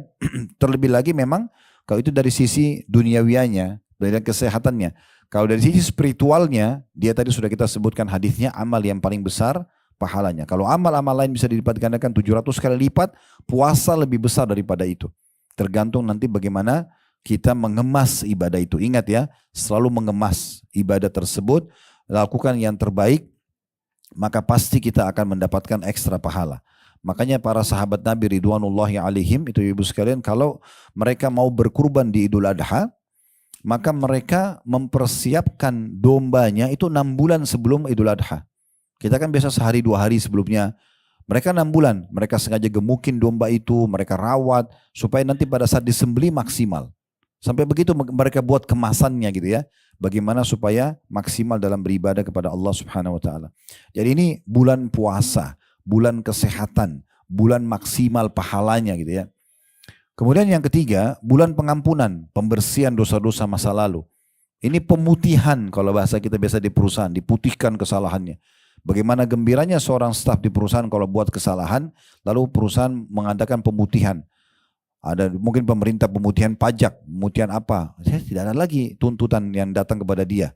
Nah itu bahasa agama kita pengampunan, dibersihkan dosa. Berarti kalau pembersihan dosa terjadi, nggak ada hukuman dan semua fasilitas kembali. Nah seperti itu. Makanya kisah Nabi Adam alaihissalam, beliau waktu dia mengatakan kepada Allah dalam satu riwayat, ini kami jelaskan di Tabligh Akbar serial Nabi kemarin di Blok M ya. Itu salah satu riwayatnya dia mengatakan, ya Allah, bukankah engkau menciptakan aku dengan kedua tanganmu, bukankah engkau meniupkan ruh yang kau ciptakan kepadaku, bukankah begini dan begini engkau masuk aku dalam surga dan seterusnya. Semua Allah mengatakan iya. Lalu kata Adam alaihissalam, aku telah berbuat salah wahai Tuhanku, apakah kalau aku memohon ampun dan bertobat kepadamu, engkau akan kembalikan aku ke dalam surga? Kata Allah SWT, iya. Jadi penyebabnya pelanggaran terjadi dan supaya tidak datang hukuman tambahan atau ada hukuman datang dan kembali fasilitas itu dengan bertaubat. Nabi Adam alaihissalam waktu kalau kita baca Al-Quran, dia tidak mengatakan ya Allah kembalikan aku ke surga. Tapi dia mengatakan Rabbana zalamna anfusana wa in lam taghfir lana wa tarhamna lanakunanna minal khasirin. Ya Tuhan kami telah menzalimi diri kami. Kalau seandainya Engkau tidak ampuni kami, kasihani kami, kami termasuk orang-orang yang rugi. Maka dengan itu Allah Subhanahu wa taala memaafkannya. Kisah Nabi Yunus alaihissalam waktu beliau tinggalkan Nainawa, negeri yang dia ditugaskan untuk berdakwah di Irak gitu ya. Dia tadinya akadnya, semua nabi-nabi itu akadnya dengan Allah ibu sekalian, tidak boleh tinggalkan lokasi dakwah sebelum ada perintah. Semua begitu, walaupun sampai dibunuh sama kaumnya. Makanya Nabi Yahya dibunuh oleh kaumnya. Ya. Karena tidak ada perintah Allah untuk meninggalkan lokasi, walaupun sampai mati. Tapi Nabi Yunus waktu itu tergesa-gesa. Beliau datang ke negeri Nainawa dan beliau termasuk Nabi yang bukan dari Nainawa sendiri. Ada sebagian Nabi itu yang memang dari negeri itu diutuskan untuk berdakwah. Kayak Nabi SAW dari Mekah berdakwah di Mekah itu awalnya gitu kan. Tapi kalau Nabi Yunus bukan dari negeri lain, maka penduduk Nainawa menolak. Gak mau beriman. Nabi Yunus berdoa, ya Allah tolong berikan aku lokasi lain. Allah belum jawab. Tapi Nabi Yunus tergesa-gesa, beliau tinggalkan lokasi Nainawa dengan harapan dapat lokasi baru. Ternyata itu pelanggaran, melanggar akad dengan Allah. Allah masukkan dalam perutnya ikan paus, kisah yang masyhur. Apakah pada saat, apa yang Nabi Yunus lakukan pada saat itu? Beliau baca, La ilaha illa anta subhanaka inni kuntu minadh dhalimin. Allah kabulkan, dengan memohon maaf seperti ini, diputihkan kesalahannya, maka apa yang terjadi? Allah keluarkan dari perut ikan paus, hukumannya berhenti, plus Allah kembalikan dia ke Nainawa, tapi Nainawa waktu itu 100.000 orang penduduknya lebih, semuanya beriman kepada Nabi Yunus. Ya, jadi kembali semua fasilitasnya, gitu kan? Nah seperti itulah. Tapi syaratnya agar kita dapat pengampunan dosa selama Ramadan, lakukan puasa Ramadan karena keimanan dan mengharapkan pahalanya. Sebagaimana sabda Nabi SAW dalam hadis yang sudah sangat masyhur, di antaranya diriwayatkan oleh Imam Ahmad, Man shoma Ramadhana imanan wa ihtisaba ghufira lahu ma taqaddama min dzambi. Siapa yang berpuasa Ramadan karena keimanan, yakin ini perintah Allah, dan ihtisab, mengharapkan pahalanya. Jadi memang kita mengejar pahala di situ, maka akan dibersihkan dosa-dosanya yang telah lalu. Alhamdulillah. Yang keempat, Ramadan bulan berkah dan bulan penuh dengan rahmat. Berkah artinya tercukupi, ya, atau akan mencukupi. Rahmat, karunia Allah, kasih sayang Allah SWT, rezeki Allah akan melimpah di bulan Ramadan. Disebutkan dalam hadis yang diriwayatkan oleh Imam Muslim, kata Nabi SAW, Qad ja'akum syahrul Ramadan syahrun mubarak. Telah datang, kalau pas tiba Ramadan, mau tiba Ramadan, akhir-akhir Sya'ban, Nabi mengatakan, telah datang kepada kalian bulan Ramadan, atau sudah dekat pada kalian bulan Ramadan. Bulan yang penuh dengan keberkahan. Semua dicukupi. Di antara cukup makanan, cukup minuman, cukup istirahat itu ya. Banyak waktu yang lebih yang bisa kita gunakan karena sudah tidak ada program makan siang misalnya. Maka banyak keberkahan. Kita lihat waktu Ramadan itu panjang sekali, banyak yang kita bisa lakukan. Makan sedikit buka puasa sudah kenyang. Sahur sedikit sudah cukup dalam seharian. Allah berikan keberkahan. Terdatang kepada kalian bulan Ramadan, bulan yang penuh dengan berkah. Iftaradallahu alaikum siyamah. Allah mewajibkan kalian berpuasa padanya. Fihi yuftahu abwabul jannah. Dalam Ramadan itu dibuka pintu-pintu surga. Wa yughlaqu fihi abwabul jahim. Ditutup pintu-pintu neraka. Wa taghallu fihi syayatin. Dan dibelenggu semua syaitan-syaitan. Fihi lailatun khairum min alfi syahr. Di dalamnya ada bulan, ada hari lebih baik daripada 1000 bulan. Man hurima khairaha fakat hurim. Siapa yang terharamkan dari kebaikan Ramadan, Ramadan juga enggak jadi baik, enggak jadi lebih dekat dengan Allah, enggak panen pahala banyak, enggak dibersihkan dosanya, maka dia telah terharamkan dari semua kebaikan. Dia orang itu paling rugi. Maka dalam riwayat yang lain dan disahihkan oleh Syekh Albani, disebutkan oleh Al-Mundhir dalam kitab Targhib Tarhib beliau, Nabi SAW naik di mimbar lalu mengatakan amin, amin, amin 3 kali. Waktu turun dari mimbar, kata para sahabat, ya Rasulullah, kami dengar Anda bilang amin, belum pernah kami dengar sebelumnya. Kata Nabi SAW, waktu saya naik mimbar tadi, Jibril datang dan mengatakan kepadaku, hai Muhammad, siapapun yang mendapatkan Ramadan, kemudian Ramadan pergi dan dia belum diampuni, maka celakalah dia. Bilang amin, kata Nabi SAW, amin. Maksudnya kalau Ramadan saja, satu dunia ini umat Islam semuanya ikuti program. Puasa siang hari, sholat malam di malam harinya, baca Quran, berlumba-lumba cari pahala. Dia tidak baik, lalu kapan dia jadi baik nih? Berarti kalau terharamkan dari kebaikan Ramadan, maka terharamkan dari semua kebaikan. Lalu kata Jibril, hai Muhammad, celakalah. Doakan kecelakaan orang yang mendapatkan kedua orang tuanya, atau salah satunya kemudian meninggal dan belum sempat memasukkannya ke dalam surga. Ya. Maka Nabi SAW mengatakan amin, karena dia tidak berbakti maksudnya. Dan katakanlah celaka juga, aminkan orang yang mendengarkan namamu disebutkan di depanmu atau di depannya, lalu dia tidak baca salawat kepadamu. Maka Nabi SAW mengatakan amin. Tapi saksi bahasan kita tentang masalah Ramadan. Yang kelima, dibukanya semua pintu surga dan dalilnya sama dengan tadi. Dan di sini ulama berbeda pendapat tentang masalah sabda Nabi SAW dan di dalam Ramadan dibuka pintu-pintu surga. Ada yang dikatakan, ada yang mengatakan maknanya hakiki. Betul-betul pintu surga dibuka walaupun kita belum melihatnya gitu ya. Dibuka artinya dibuka pendaftaran bagi orang-orang yang mau masuk ke surga. Jadi kalau misalnya Pak Ibu-Ibu sekalian ada satu perusahaan membuat iklan, dibuka pendaftaran jadi pegawai di perusahaan ini tanggal 1 sampai 31 Januari. Yang datang mendaftar di waktu ini tentu sangat dekat untuk bisa diterima. Karena dia datang di masa pendaftaran, kan begitu. Nah itu seperti itu Ramadan sebenarnya. Walaupun di luar tanggal pendaftaran tadi, mungkin perusahaan masih butuh pegawai, bisa datang melamar. Tapi beda dengan kalau lagi dibuka lowongan gitu ya. Nah Ramadan ini dibuka lowongan itu. Mau nggak jadi ahli surga? Ini dibuka pendaftarannya, ayo gitu. Makna yang kedua, dan dua-duanya bisa digabungkan, makna kias. Maksudnya kiasan ini adalah siapapun yang karena dibuka peluang banyak amal soleh di Ramadan, maka akan terbuka pintu surga buat mereka. Nah seperti itu. Ini juga keutamaan yang sangat luar biasa gitu ya. Kemudian yang selanjutnya ya, yang keenam, itu ditutupnya pintu-pintu neraka. Dan ini juga maknanya ada yang mengatakan secara zahir nampak memang begitu ya. Nampak memang seperti itu, artinya ditutup semua pintu neraka sehingga tidak ada orang yang didaftarkan ke neraka. Bisa juga bermakna adalah ditutup pintu neraka artinya ada ya penghapusan nama-nama orang yang bisa masuk ke dalam neraka. Seperti sabda Nabi SAW, dan di setiap malam dari malam-malam Ramadan ada Allah memiliki utaqa'u minan nar. Orang-orang yang diselamatkan dari api neraka gitu ya. Jadi sebenarnya kita punya kesempatan juga peluang untuk menghapus nama kita dari penghuni neraka di bulan Ramadan.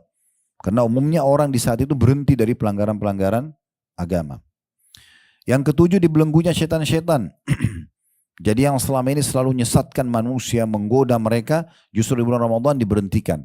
Bukan berarti mereka tidak menggoda, tapi mereka hanya tidak seleluasa di luar Ramadan. Dalam hadis yang lain, kata Nabi SAW dan hadis ini diriwayatkan oleh Tirmidzi, "Idza kana awwalu lailatin min syahr Ramadan suffidatis syayatin wa maradatul jin." Apabila datang awal malam Ramadan, maka setan-setan dan jin-jin yang sangat jahat dibelenggu. Belenggu itu biasanya leher, dua telapak tangan, dua kaki. Ya, tapi masih bisa melihat, ya, masih bisa berbicara. Jadi bukan dimatikan misalnya atau dikurung. Ya. Ini dibelenggu, artinya mereka masih bisa menggoda. Ya. Karena setan itu bisa membisikkan, bisa meniup, ya begitu ya. Yang disebutkan dalam beberapa ayat Al-Quran. Dan mereka dibelenggu. Dalam riwayat lain, sehingga mereka tidak luasa menggoda manusia seluasa menggoda di luar Ramadan. Dan pintu-pintu neraka juga ditutup. Tidak ada satu pintu pun yang terbuka. Sedangkan pintu-pintu surga dibuka. Tidak ada satu pun yang ditutup. Dan seorang penyeru dari malaikat akan menyeru, "Wahai orang-orang yang menginginkan kebaikan, segeralah kemari. Hidupkan Ramadan ini dengan ibadah. Wahai orang-orang yang menginginkan kejahatan, tahanlah, berhenti. Ini kesempatan taubat." Dan Allah memiliki orang-orang yang dibebaskan dari neraka dari neraka, dan itu demikian itu terjadi di setiap malamnya. Ini dalam hadis ini disebutkan begitu, ya. Jadi hadisnya, "Idza kana awwalul lailatin min syahr Ramadan sufidatish syayatin wa maradul jin wa gullikat abwabun nari falam yufta minha bab wa futihat abwabul jannati falam yughlaq minha bab wa yunadi munadin ya baghiyal khairi akbil wa ya baghiyash syarri aqsir wa lillahi utaqa minan nari wa dzalika kullal lailah."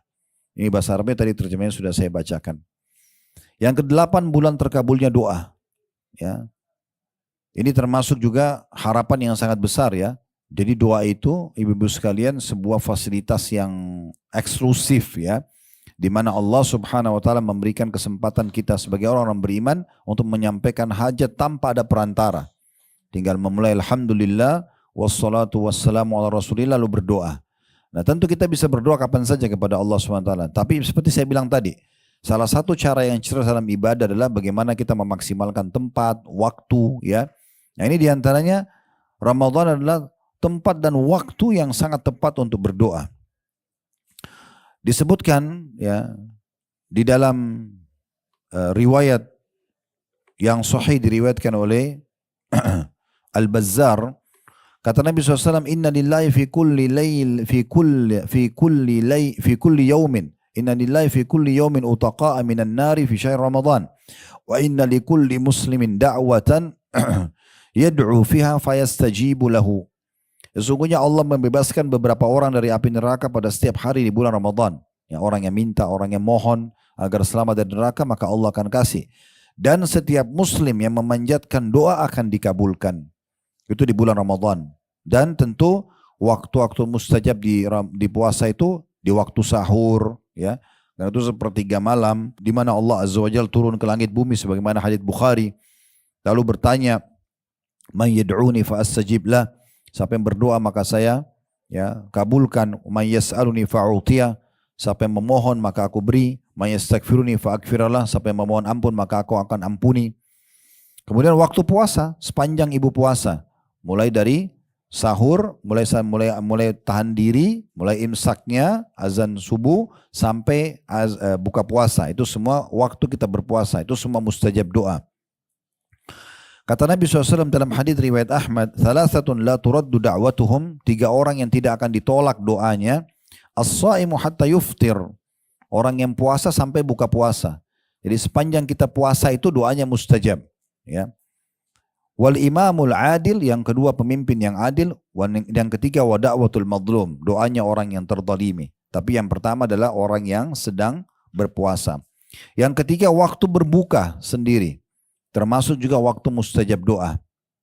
Jadi kalau betul-betul ibu tersibukkan dengan banyak aktivitas, gak sempat berdoa selama seharian, jangan lupa berdoa pada saat buka puasa. Tidak apa-apa sambil bismillah mulai makan kurmahnya, minum airnya misalnya, sambil mulai berdoa juga kepada Allah Subhanahu wa taala. Yang penting jangan lupa mulai dengan alhamdulillah wassalatu wassalamu ala rasulillah. Karena ini hukumnya kewajiban doa gitu ya, kalau mau diijabah, memuji Allah lalu baca salawat kepada Nabi SAW.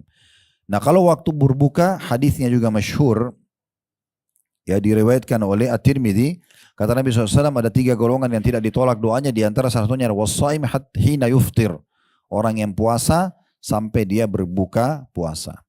Yang kesembilan yang ibu bisa dapatkan hanya ada di bulan Ramadan, tidak ada di bulan lain. Ibadah umroh yang ibu lakukan mendapatkan pahala haji. Sepanjang tahun kalau kita umroh, pahala umroh saja. Tapi kalau bulan Ramadan, itu pahalanya sama dengan haji. Dan kita tahu tentu haji mulia, lebih besar pahalanya daripada umroh. Tapi khusus umroh Ramadan, pahalanya sama dengan haji bersama Nabi alaihi salatu wassalam. Di dalam hadis yang cukup banyak, diantaranya hadis riwayat Bukhari, fa inna umratan fi Ramadan taqdi hajjatan ma'i. Ketahuilah bahwasanya umrah di bulan Ramadan itu akan menyamai haji plus bersamaku. Ya, seakan-akan kita haji bersama Nabi. Jadi itu pahalanya besar sekali. Jadi kalau ibu sekalian mampu mampu umrah setahun sekali, jadikan Ramadan. Ya, kalau bisa beberapa kali tetap ada Ramadannya, gitu ya. Dan saya ingin berbagi di poin ini. Itu subhanallah hadis yang berbunyi bu, innamal a'malu binniyat. Semua sesuai dengan kadar niatnya. Itu luar biasa efeknya. Ya, perkataan Nabi SAW. Semua sesuai dengan kadar niatnya. Itu luar biasa. Ya, kenapa? Karena ibu niat baik, Allah mudahkan. Ibu niat buruk, Allah mudahkan. Bukan Allah dukung dia. Tapi kalau dia maunya itu, ya sudah Allah mudahkan juga buat dia. Jadi kalau kita niat, saya mau umroh setahun 3 kali ya. Niatnya begitu, Allah kasih nanti. Kalau ya saya gak usah deh umroh setahun sekali aja. Ya udah sesuai dengan niatnya. Gitu kan? Itu Allah kasih. Saya mau haji tiap tahun ya. Walaupun belum ada uangnya. Tapi kita tulus niat sama Allah. Allah yang mudahkan. Nanti Allah punya cara. Kalau kita mau cari secara persentase ya. Mayoritas yang umroh haji itu orang tidak mampu loh. Mayoritasnya orang tidak mampu. Terbukti yang paling banyak terjual paket-paket murah itu. Ya. Jadi banyak orang tidak mampu. Kadang-kadang mereka nabung baru berangkat. Mayoritasnya itu persentase lebih besar mereka. Kenapa bisa? Niatnya. Mereka niat mau berangkat. Sayang sekali kalau orang mampu kemudian tidak diikuti dengan niat. Sehingga tinggal tersempurnakan niat itu dengan harta yang dia miliki. Apalagi di bulan Ramadan. Dan Nabi SAW menjamin orang yang suka umrah dan haji ini dalam hadis yang mulia. Tabi'u bainal haji wal umrah. Rutinkan haji dan umrah. Setelah umrah, umrah lagi. Setelah umrah, haji. Setelah haji, umrah. Rutin terus. Programkan itu. Nabi yang suruh. Tabi'u artinya rutinkan ya. فَإِنَّهُمَا يَنْفِيَانِ الْفَقْرَ وَالذُّنُوبِ. Karena keduanya haji dan umrah akan mengikis habis ya kefakiran atau kesusahan hidup, kemiskinan dan dosa-dosa. Kama yanfirul kiru khabathal hadidi wadh-dhahabi wal fiddah. Sebagaimana buapan api, tiupan api ya. Pandai besi itu kalau dia mau bersihkan karat dari besi, dari emas, dari perak kan dia tiup tuh apinya pakai alat. Tiupan apinya itu buapan api, bagaimana menghilangkan karat, begitu juga umrah dan haji membersihkan kemiskinan dan dosa-dosa ya. Walaysa lil hajjatil mabrurati thawabun illal jannah. Tidak ada balasan haji yang mabrur kecuali surga. Nah, pahala haji kita bisa dapat dengan umrah di bulan Ramadan. Jadi 1 bulan penuh bisa ibu pilih. Saya sibuk sekali Ustaz. Sekarang program travel bisa ibu kalau mau berangkat hari ini pulang besok bisa. Berangkat Sabtu pulang Ahad bisa. Sangat mudah gitu kan. Biasa kami tawarkan begitu di travel sama jemaah. Mau berangkat sibuk sekali. Berangkat Jumat pulang Sabtu. Berangkat Sabtu pulang Ahad. Mudah sekali. Ambil pesawat. Biasanya ada Garuda pagi jam 9 pagi kalau nggak salah. Tiba sana tuh masih jam 5 sore. Karena mereka mundur 4 jam. Langsung masuk Mekah umrah. Nginap sehari. Besok sudah bisa pulang. Artinya tidak ada alasan di masa kita sekarang untuk tidak meraih keutamaan ini, gitu kan? Besar sekali. Kalau masa dulu susah, orang naik unta, orang mungkin lupakanlah unta. Masa-masa mungkin tahun 1900-an orang masih pakai kapal laut, mungkin sebulan pergi, sebulan pulang, tuh 2 bulan tuh lama banget. Sekarang tektokan bisa 9 jam pergi, ya. Kemudian bisa pulang lagi, kan itu mudah sekali. Yang ke-10, yang ini juga tidak dimiliki kecuali bulan Ramadan, yaitu adanya malam Lailatul Qadar. Lebih baik daripada 1000 bulan. Nggak ada di bulan lain ini, hanya bulan Ramadan. Kita sudah tahu tentang masalah itu. Ya, Allah berfirman dalam surah Al-Qadr, namanya surah Al-Qadr, surah nomor 97 ayat 1 sampai ayat 3, yang bunyinya Inna anzalnahu fi lailatul qadr. Sungguhnya kami turunkan Al-Quran benar-benar pada malam kemuliaan. Itulah Al-Qadr tadi ya. Wa ma adraka ma lailatul qadr? Apakah kamu atau apakah yang kamu ketahui tentang malam kemuliaan itu? Lailatul Qadri khairum min alfi syahr. Malam kemuliaan itu lebih baik daripada 1000 bulan. Nanti akan kita maknakan itu ya. Dalam ayat yang lain Allah menyebutkan dalam surah Ad-Dukhan, surah nomor 44 ayat 3 yang bunyinya Inna anzalnahu fi lailatin mubarakah inna kunna munzirin. Sesungguhnya kami benar-benar menurunkan Al-Quran pada suatu malam yang diberkahi. Itulah malam Al-Qadr. Dan sungguhnya kamilah yang memberi peringatan. Nah, di sini orang banyak melalaikan masalah ini, ya. Oleh karena itu saya ingin berbagi, ya, ibu-ibu kalau mau beli pakaian baju lebaran dari sekarang, jangan akhir Ramadan, ya. Akhir Ramadan itu malam-malam ganjil, malam Lailatul Qadar, bukan di mall, bukan di pasar, gitu kan. Tapi dipersiapkan dari sekarang. Sekarang tukang jahit masih kosong orderannya, masih bisa milih, banyak waktunya. Jangan masuk Ramadan, mulai 1 Ramadan udah selesai urusannya nih, ya. Semua sudah siap. Ya, sebagaimana ibu belanja untuk kebutuhan 1 bulan makan, sahur, buka puasa, nah sama pakaiannya segala macam. Jadi dari sekarang dipersiapkan gitu ya. Itu lebih baik. Karena kadang-kadang kita di Indonesia ini sayangnya awal Ramadan ramai masjid. 3-4 hari seminggu pertama, setelah itu kosong. Sampai makin akhir makin kosong masjid itu. Padahal justru malam mulia ini di situ. Malam mulia itu di situ. Dan apa kata Nabi SAW tentang menghidupkan malamnya Lailatul Qadar? Man qama Lailatul Qadri imanan wa ihtisaba, ghufira lahu ma taqaddama min dzambi. Siapa yang mendirikan malam Lailatul Qadar dengan keimanan dan mengharapkan pahalanya, maka dibersihkan dosa-dosanya yang lalu. Dan kata Nabi SAW, ini tentunya hadis yang masyhur, ya, diriwayatkan oleh Bukhari. Dalam riwayat Bukhari yang lain kata Nabi SAW, taharru Lailatul Qadri fil witri minal ashril awakhir min Ramadan. Kejar Lailatul Qadar itu di malam-malam ganjil dan 10 malam terakhir di bulan Ramadan. Apa maknanya 1000 bulan? Kalau kita hitung ini supaya lebih mudah difahami, 1000 bulan mungkin agak sulit orang paham. 1000 bulan itu Bu sama dengan 83 tahun plus 4 bulan. Maknanya, rinciannya, kalau ibu baca subhanallah sekali aja, pas Lailatul Qadar sama dengan pahalanya subhanallah 1000 bulan. 83 plus 4 bulan. Sedekah 1000 rupiah sama dengan sedekah 1000 bulan. Sholat malam sama dengan 1000 bulan. Terus begitu. Semua dilipat gandakan seperti 1000 bulan. Ini enggak ada kecuali di Ramadan. Maka maksimalkan. Justru 10 terakhir Ramadan itu, Nabi SAW lebih menguatkan ikatan sarung beliau dan membangunkan istrinya untuk sholat malam bersama-sama. Jadi kalau malam-malam lain tidak seperti itu, tapi malam 10 terakhir luar biasa. Sampai ada hukum i'tikaf di masjid dan seterusnya. Maka ini dimaksimalkan, ya. Ini juga kalau kita korelasikan dengan tadi umroh Ramadan, kalau ibu bisa ambil yang akhir Ramadan itu lebih tepat lagi. Sehingga bisa mengejar di malam-malam ganjil itu. Yang ke-11, ya, ini bulan pelipat gandaan pahala. Kita bisa melipat gandakan tambahan pahala. Artinya kalau puasa Ramadan kita bisa dapatkan 30 hari pahala puasa kalau dia 30 hari ya. Kita masih bisa mendapatkan pahala lebih dari itu. Ya, misalnya kita mau 60 pahala, 90 pahala, kelipatan 30 lah ya, karena 30 hari Ramadan. Bagaimana caranya? Dengan membuka puasakan orang, gitu ya. Ini selalu kita kejar, buka puasakan orang. Ibu walaupun maaf lagi haid, tetap bisa raih pahala ini. Ya, menyiapkan mungkin buka puasa buat suami atau masjid dekat rumah, gitu ya.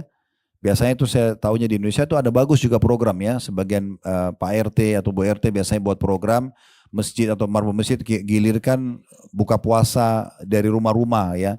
Tapi ada sebagian keluarga yang unik nih, begitu tiba gilirannya dia masih tanya, oh sudah giliran saya ya. Seakan-akan dia heran kenapa gilirannya tiba. Harusnya kalau bisa dari awal Ramadan ibu sudah blok masjid dekat rumah, semua buka puasa dari saya ya. Nah gitu itu benar. Atau kalau tidak bisa semuanya kurmahnya aja. Kalau tidak bisa air mineral. Ini sering saya sampaikan kalau mau Ramadan, air mineral itu kan 1 dus isinya 48 gelas ya. Antara 25.000 sampai 20.000 sampai 30.000 saja harganya. Kalau kita bisa nyumbang 1 hari 1 dus air mineral saja, misal. Dan itu dikasih 1 orang, kalau Ramadan kan orang semua buka puasa di masjid. Maka diminum oleh 48 orang, artinya hari itu kita dapat 49 puasa. Kita satu dengan 48 orang lain. Karena waktu Nabi SAW sampaikan hadis tentang man fattara sha'iman, siapa yang buka puasakan orang yang puasa, kana lahu mithlu ajri ghaira annahu la yanqus min ajri sha'imin syai'a, dia akan mendapatkan pahala seperti orang yang dia buka puasakan tanpa dikurangi sedikit pun. Ada sahabat yang nyeletuk gini, ya Rasulullah, tidak semua orang bisa buka puasain orang. Bayangkan sahabat ini mungkin yang seperti kita bayangkan nasi lengkap, sama segala macam, mungkin satu porsi bisa 50.000. Kalau mau dapat satu masjid 1.000 orang, banyak banget misalnya perharinya. Maka Nabi bilang, sesungguhnya Allah akan memberikan pahala buka puasa itu pada siapapun yang memberikan walaupun sebutir kurma, walaupun seteguk air, walaupun susu yang dicampur dengan air. Kalau susu pun tidak bisa sempurna, dicampur air supaya dia bisa jadi 2 gelas, tetap dapat. Gitu kan. Nah itu pahala yang luar biasa yang harusnya jangan disia-siakan. Jadi programin dari sekarang. Kami di yayasan buat program itu. Kita bukain di menjelang Ramadan itu, kita bukain kurma yang per 10 dus. Siapa saja yang mau sebarin silakan. Gitu kan, tinggal hubungi yayasan, nanti bisa dapat harga khusus lalu disebarin. Mau sebarin sendiri boleh atau yayasan yang bagikan untuk meraih pahala. Sebagaimana juga tadi saya bilang, kita juga buka peluang di Ramadan untuk buka puasakan orang di Mekah ya, untuk meraih pahala lebih besar. Nah ini diantaranya pelipat gandaan pahala dengan meraih pahala puasa orang lain gitu ya. Bisa juga dengan kita tambah program seperti membagi-bagikan Al-Quran ya, walaupun sekarang sudah banyak orang pakai aplikasi di handphone ya. Kalau ibu misalnya punya dapat aplikasi Quran yang bagus, misalnya ibu lalu kirim ke grup, ini aplikasi Quran bagus nih, mungkin ada yang pakai misalnya. Atau kalau tidak, kita beli fisik mushafnya. Ya, ada mushaf kecil, kita bagi ke pesantren, bagi ke rumah tahfidz misalnya. Itu juga salah satu program pelipat gandaan pahala karena mereka menghafal dan membaca dari situ, gitu kan? Atau misalnya kita masuk ke masjid, kita pasangin AC atau kita serviskan AC-nya, mungkin kita laundry karpetnya, kasih wangi-wangian gitu kan. Kita mungkin bisa juga mengirimkan makanan bukan cuma buka puasa, mungkin bagi orang yang tarawih, kita bagi-bagikan minuman ya. Contoh air putih dan segala macam itu ya. Itu termasuk hal yang luar biasa gitu. Nah ini contoh-contohnya. Yang ke-12 peningkatan kualitas ya ibadah seorang muslim. Ini juga tadi sudah kita singgung sedikit ya. Tapi di antara programnya itu adalah kualitas ibadah secara khusus ya.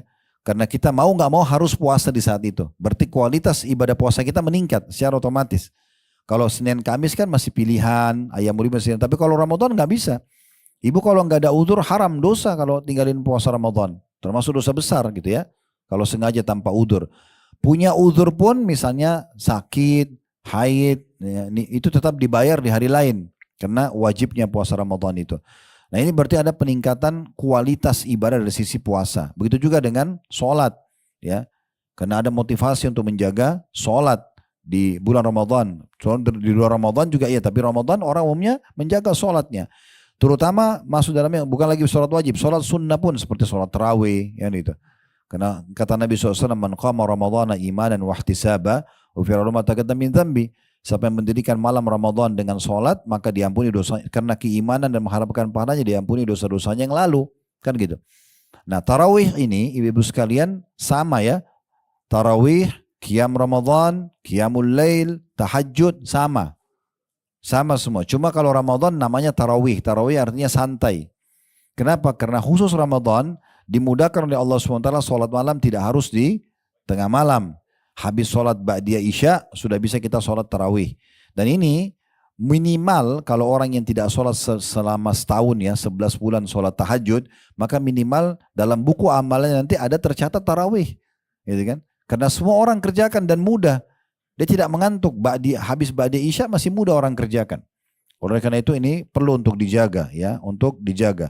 Dan diusahakan kalau bisa sholat berjamaah. Ya kalau ibu-ibu pun suaminya lagi ke masjid, pergi aja ke masjid dekat rumah, nggak apa-apa itu ya. Karena ada hadis yang berbunyi man qama ma'al imami hatta yansarif kutiba lahu qiyamu lailah. Barang siapa yang sholat bersama imam sampai selesai. Jadi kalau ibu mau sholat 11 rakaat, cari masjid yang 11 rakaat. Ibu mau sholat 23 rakaat, saya maksudnya 20 rakaat, sebab ini sunnahnya untuk dapat keutamaan ini sampai imamnya selesai. Gitu kan? Kata Nabi SAW, siapa yang sholat tarawih maksudnya bersama imam sampai ia selesai, imamnya selesai, maka ditulis untuknya pahala sholat semalam suntuk. Sholat semalam suntuk. Hadirin riwayat An-Nasai. Di antara program juga peningkatan skill ibadah kita itu adalah i'tikaf, mengikat diri di masjid. I'tikaf itu ada minimalnya bu. Minimalnya itu ibu misalnya antara sholat dengan sholat. Misalnya duhur ke asar, maghrib ke isya itu sudah bisa dihitung i'tikaf. Kalau niatnya mengikat diri di masjid maka namanya i'tikaf. Tapi yang Nabi SAW contohkan itu 20 terakhir Ramadan. Terutama di akhir hidup beliau. Sebelum beliau meninggal dunia, jauh sebelumnya, itu biasanya beliau 10 hari terakhir. Tapi sebelum meninggal, tahun terakhir belum meninggal, beliau 20 hari berturut-turut. Ya, dari 20 Ramadan sampai, dari 20 Ramadan, dari 10 Ramadan sampai 30 gitu ya. Ya itu juga termasuk ya. Dan ini kita dianjurkan untuk lebih mengenal masjid ya. Lebih supaya mendekatkan diri kepada Allah SWT, karena itikaf ini betul-betul mengikat diri di masjid. Dan wanita pun boleh itikaf, cuma memang ada syarat-syaratnya ya. Kalau dia masih gadis, izin walinya, tidak boleh keluar kota, di masjid itu aman, tertutup ya, sehingga wanita kan bolak-balik kamar mandi, ya tidur di situ tidak tersingkap auratnya segala macam. Ada sebagian masjid memang menyiapkan itu ya. Maka itu juga bagus. Di antaranya juga adalah membaca Al-Quran tadi. Ini juga termasuk peningkatan skill. Karena kita mau tidak mau otomatis kita akan belajar Al-Quran sebagaimana tadi keutamaannya. Selalu juga bisa sedekah. Dan sedekah di bulan Ramadan pahalanya lebih besar daripada di luar Ramadan. Ya. Karena sedekah di Ramadan itu lebih afdal daripada waktu-waktu yang lain. Ya. Bisa dengan sedekah secara umum, memberikan pakaian, makanan, apakah juga tadi membuka puasakan orang, intinya itu semua peningkatan skill ibadah kita. Yang yang 13, bulan pengaturan waktu. Ini juga bagaimana kita diajar oleh Allah SWT melalui Ramadan ini kita bisa memanage waktu kita lebih rapi gitu ya. Kapan kita ibadah, kapan kita aktivitas secara umum, itu Ramadan melatih kita untuk itu ya. Bahkan kita lebih bisa memahami keberkahan waktu dengan Ramadan. Karena tidak terlalu banyak aktivitas yang berhubungan dengan dunia ya. Dan Ramadan juga bukan bulan untuk bermalas-malasan. Justru pada saat kita sedang tidak makan, lagi puasa, itu justru sangat bagus ya. Pembakaran hasil makanan itu pun yang masih ada di perut kita atau tubuh kita itu maksimal. Maka itu juga sangat bagus untuk kita lakukan. Ini semua termasuk memanage sebenarnya, tapi lebih kepada memanage waktu.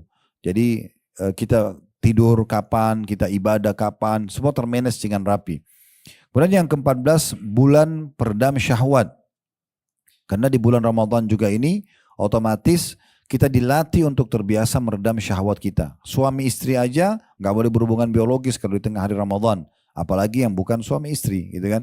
Berarti dilatih untuk terbiasa bisa mengontrol itu. Makan dan minum tadinya halal ya untuk kita. Tetapi di masa puasa kita kontrol. Nggak boleh makan dulu.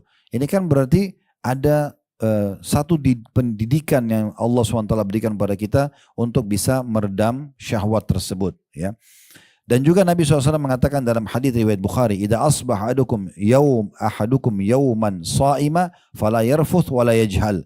Barang siapa di antara kalian yang tiba di pagi hari dalam kondisi berpuasa, maka jangan dia berkata jorok.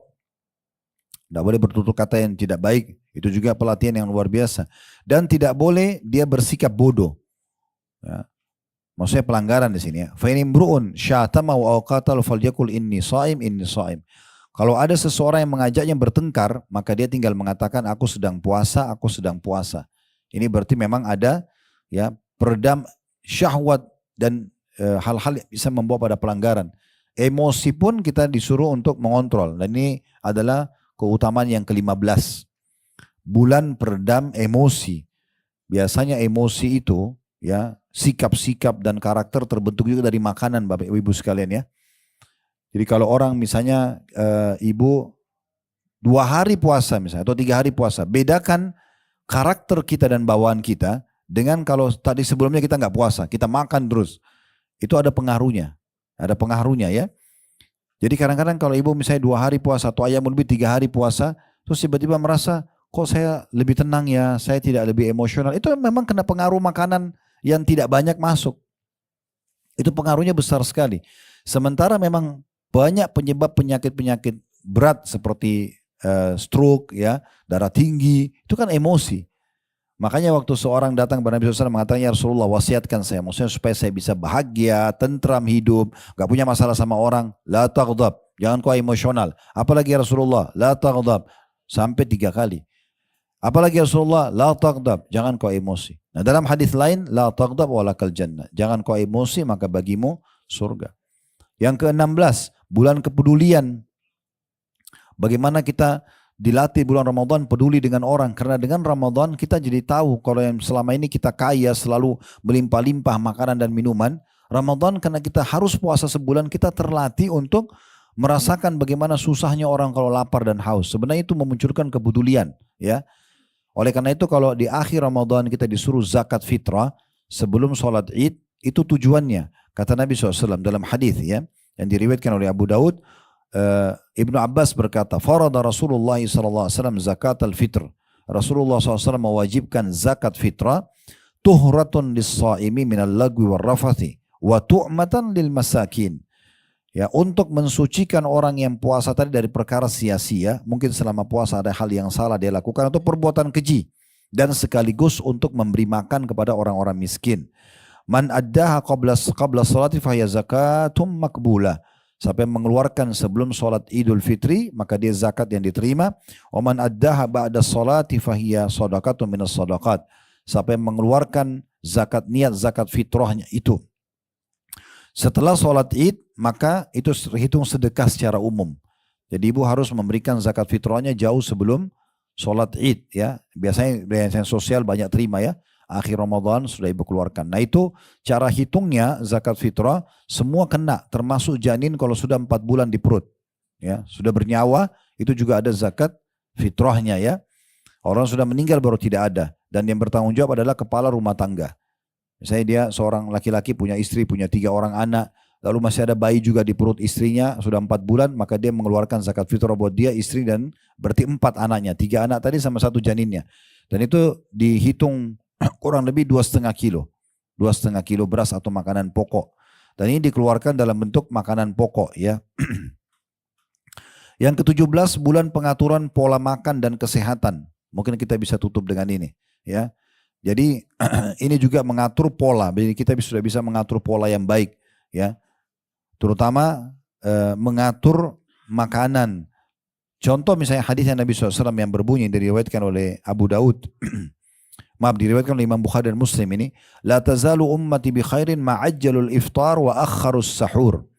Manusia senantiasa atau umatku senantiasa dalam keadaan baik, sehat, ya, selama mereka menyegerakan buka puasa dan mengakhirkan sahur.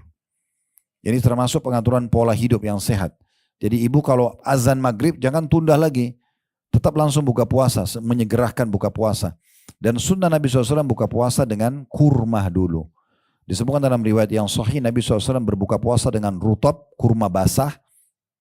Kalau tidak ada baru tamarat, kurma-kurma yang kering. Ya. Kalau tidak ada baru beliau ambil hasawat minal ma' atau min ma'. Beberapa teguk dari air putih. Jadi walaupun kita haus banget, usahakan kunyah kurma dulu sedikit, ya. Kurma yang lembut, kita kunyah sedikit baru kita minum air, ya. Karena seperti itu urutannya dalam riwayat yang baru saya sebutkan tadi. Dan berdoa sebelum azan atau sementara buka puasa nanti baru, ya, setelah buka puasa baru berdoa. Dan jangan lupa doa kita selalu dengan tangan kanan dan baca bismillah saja. Lalu kita buka puasa. Setelah kita minum air, ya, baru kita baca dhahabadz dhama, telah hilang rasa haus di dahaga. Wabtalatil uruq, telah basah semua urat-urat. Wa thabatal ajr insyaallah, dan tetaplah pahala itu, ya. Ini anjurannya para ulama dibaca justru setelah kita meneguk air karena memang sesuai dengan makna daripada hadis tadi. Dan kata Nabi SAW, dan juga mereka umatku masih selalu dalam keadaan sehat selama mereka mengakhirkan sahur. Jadi ibu makan sahur setengah jam sebelum subuh, gitu kan. Jadi kita justru makin dekat azan makin bagus karena akan membuat kita lebih tahan sampai buka puasa nanti. Walaupun sebenarnya yang perlu kita garis bawahi, hadis tadi yang saya bilang innamal a'malu binniyat, ya, semua sesuai dengan niatnya. Kalau ibu misalnya sahur lalu ibu berpikir gitu, ya, dan ibu dalam hati tersirat, ya saya jam 11 sebentar lapar gak sih? Nanti jadi lapar benar. Karena dia niatnya sampai jam 11 gitu, ya. Tapi kalau dia niatnya insya Allah saya akan bisa tahan sampai buka puasa. Sampai buka puasa pun berapa kali mungkin diantara kita rasakan. Saya sering rasakan. Cuma makan kurma 2-3 butir, minum air, sholat. Gak ada, sampai habis terawih kadang baru makan. Oke-oke saja karena memang niatnya seperti itu. Karena memang niatnya seperti itu. Allahu a'lam. Kalau tadi hadis yang menyebutkan tentang Nabi SAW buka puasa dengan rutabat, ya beberapa kurma yang basah, kemudian kalau tidak ada baru kemudian tumairat atau kurma-kurma yang kering. Kalau tidak ada baru kemudian tegukan-tegukan air, itu hadis yang diriwayatkan oleh Abu Daud. Allahu a'lam. Ini bahasan kita. Jadi kalau kita simpulkan sebenarnya untuk termotivasi mengerjakan sebuah ibadah adalah kita mengetahui keutamaan dari ibadah tersebut, dan karena kita ingin tahu amalan apa yang kita kerjakan sebelum Ramadan, justru ini yang kita lakukan. Kita belajar dan kembali mengingat kembali keutamanya supaya nanti kita sambut dengan baik dan kita bisa programin dari sekarang gitu ya. Alhamdulillah sudah kita selesaikan. Mudah-mudahan Allah SWT menerima semua hajat-hajat dunia akhirat kita. Allah terima seluruh amal-amal saleh yang pernah kita kerjakan dan juga akan kita kerjakan dengan pahala yang sempurna. Semoga semua dosa kita juga dimaafkan dan ditutupi oleh Allah Subhanahu wa taala. Allah tinggikan derajat kita dan Allah mudahkan kita, dipanjangkan umurnya selalu dalam ketaatan kepada Allah Subhanahu wa taala. Allah berikan Ramadan yang banyak ke depannya, maksimal yang Allah berikan kepada hamba-hambanya, dan sebagaimana Allah satukan kita di majelis ini, Allah juga satukan kita di surga Firdausnya tanpa hisab di hari kiamat nanti. Allahumma amin. Wa sallallahu nabiyana Muhammadin wa alihi wa sahbihi wa sallam wa akhir da'wan alhamdulillahi rabbil alamin. Subhanakallahumma bihamdika asyhadu an la ilaha illa anta astaghfiruka wa atubu ilaik. Wassalamualaikum warahmatullahi wabarakatuh.